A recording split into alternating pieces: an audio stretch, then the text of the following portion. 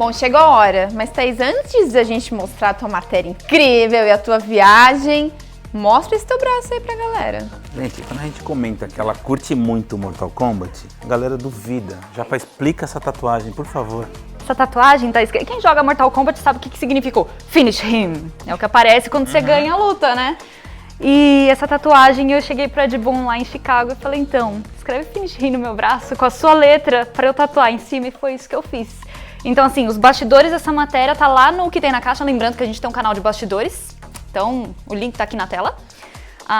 Mas agora a matéria incrível com o tour, com todas as coisas que vocês vão ver agora. Bom, que eu e o Bruno a gente viajou e veio pra Chicago, talvez vocês até saibam, mas será que vocês sabem onde que a gente veio parar? Vocês sabem com quem que a gente falou? Vocês vão ver agora.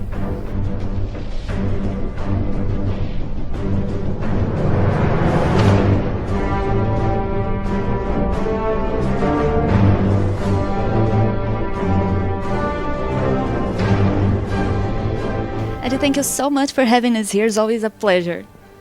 We're very happy to have you here. Finally, we don't get many opportunities to show people around our studio, so it's really great. It's a dream for me because I'm addicted to Mortal Kombat since I was 6 years old. Oh wow. Sorry about that. Let's start talking about Injustice. Actually, let's start to talk about the story because this first Injustice has an amazing story behind it.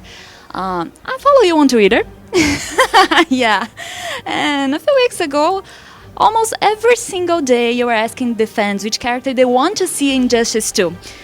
And you listen to people. That's awesome. What I'd like to know is, how do you guys work the story with those characters chosen by the people? A lot of the times the characters that the fans request end up being, DLC characters, and they're not featured in the story, because usually we have to kind of decide most of the cast very early on, and there might be a couple of ones that the fans can kind of sneak in there, but the stars of the story, usually we have to kind of determine early which ones are going to be in there. In the Comic-Con of last year, you guys announced a new comic book of Injustice, and I'd like to know which part of the story it will be. Oh, that's a good question. The first Injustice comic book covered the events before Injustice 1.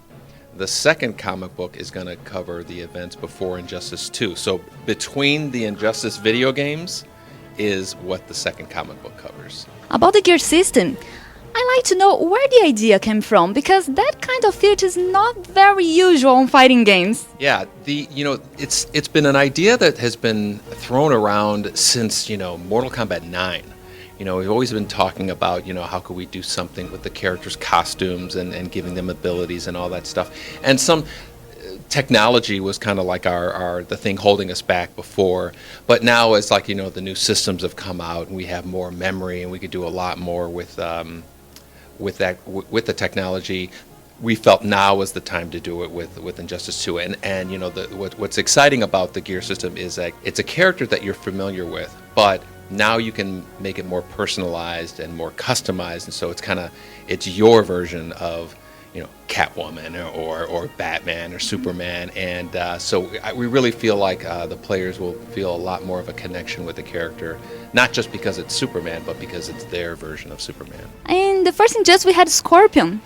I'd like to know if we had another combatant in Injustice 2. Yeah, the Scorpion was the most downloaded character in Injustice 1. So, and we don't announce anything at this point, but I would be surprised if we just ignored that for the Injustice 2. So, you might want to keep an eye out there. I will, for sure. Well, Mortal Kombat is a whole world sensation. Everybody loves Mortal Kombat, and I like to know, how is the reception of Injustice overall? Oh, it's very well. I mean, we're making a sequel, so the first one did well. It doesn't. It's such a different game than Mortal Kombat. I think that Mortal Kombat is so bloody and so violent, and some people really love that. But younger people, like when you started first playing Mortal Kombat, shouldn't be playing it that early. And Injustice is a little bit a wider net of players that can we're casting a wider net for players to really jump on board. So I think it has a potentially bigger audience in Injustice than Mortal Kombat. We in Brazil are very passionate about all your work. And in Mortal Kombat X, we have the Brazilian pack. I'd like to know which special features for the Brazilians we will have in Injustice. Well, I believe we are, doing the Portuguese language in Injustice like we did with Mortal Kombat X, and we are absolutely, aware of how many fans that we have in Brazil. So we're always trying to think of something, a gift, specifically for Brazil, and you might see some new stuff coming up. Yeah, that's amazing. I remember the video where you tried to talk in Português. Oh, O jogo está totalmente em português. O jogo virá totalmente em português. Yeah, that's not my native language, so. You're doing great. Oh, thank you. Eddie, thank you so much. And I have an extra thing for you. It's a little something for you. Oh, thank you. It's a tubaína. It's a very popular soda in Brazil. Guaraná. And back there we have bananada. It's a little candy by banana, made of bananas. And here I have to show you this. Here.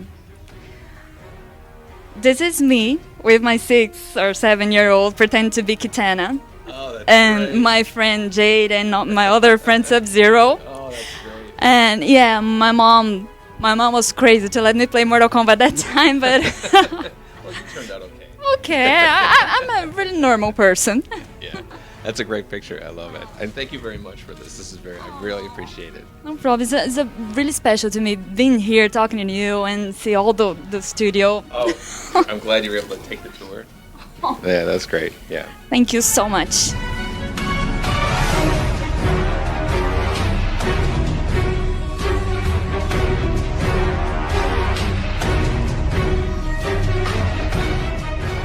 Derek, it's a pleasure to have you here.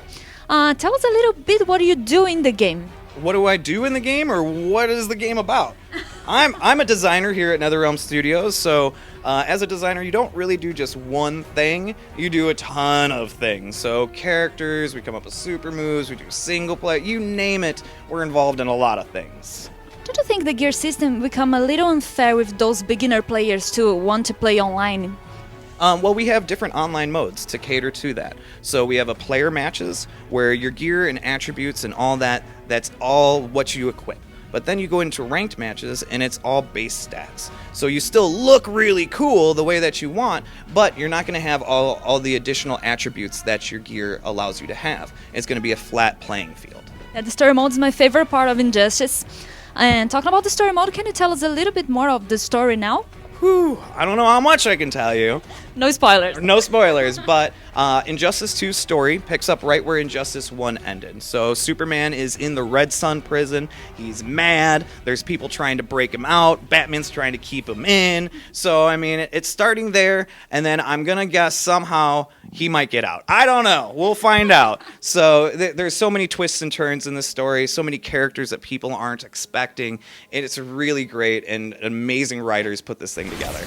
And I will show up. Evolved. Adapted.